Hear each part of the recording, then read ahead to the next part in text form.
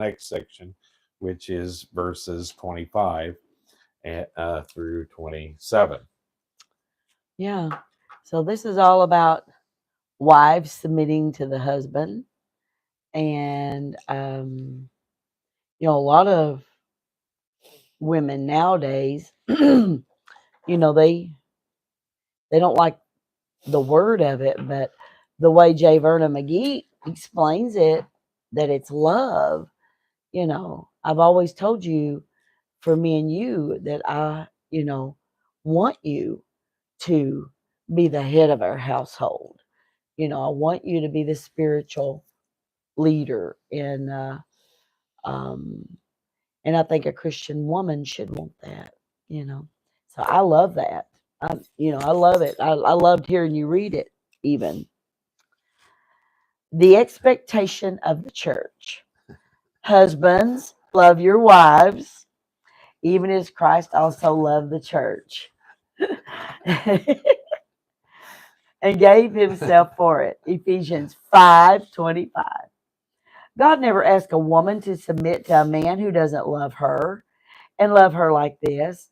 Oh, this is Christian love on a high plane. Today, young people are finding out about sex, and there are innumerable books on the subject of marriage.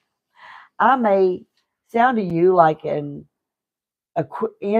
antiquated preacher when I say that they are nonsense.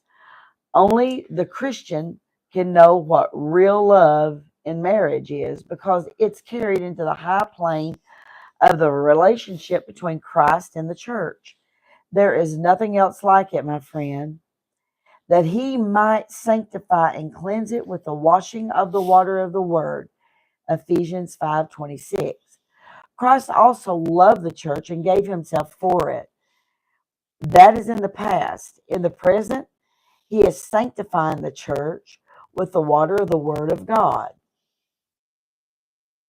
The cleanser, which is the Bible, is better than any cleanser advertised on radio or television.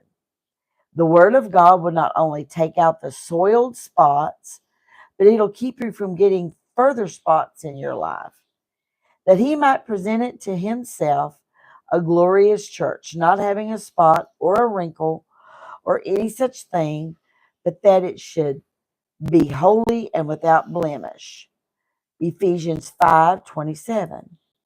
In the future, he will present it to himself as a glorious church without a spot or a wrinkle, but holy and without blemish. We will see the church presented to Christ as a bride adorned for her husband when we study the book of Revelation. May I say that every woman is beautiful on her wedding day. I have officiated at many weddings. This is J. Vernon McGee, of course. Um, and I have never seen an ugly bride. I have seen them before and after their wedding day, and I can't honestly say that all of them are beautiful, but on that day of their marriage, they are beautiful.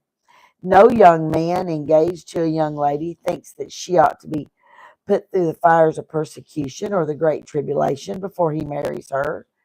That's unheard of.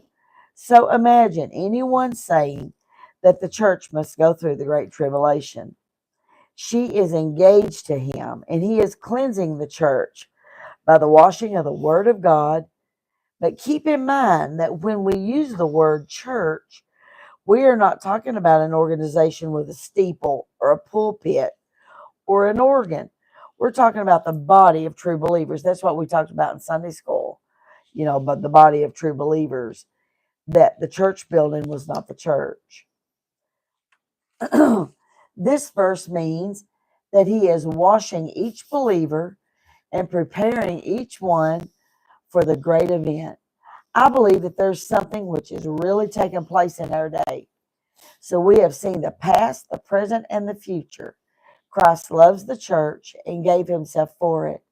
He is sanctifying the church with the washing of the water by the word.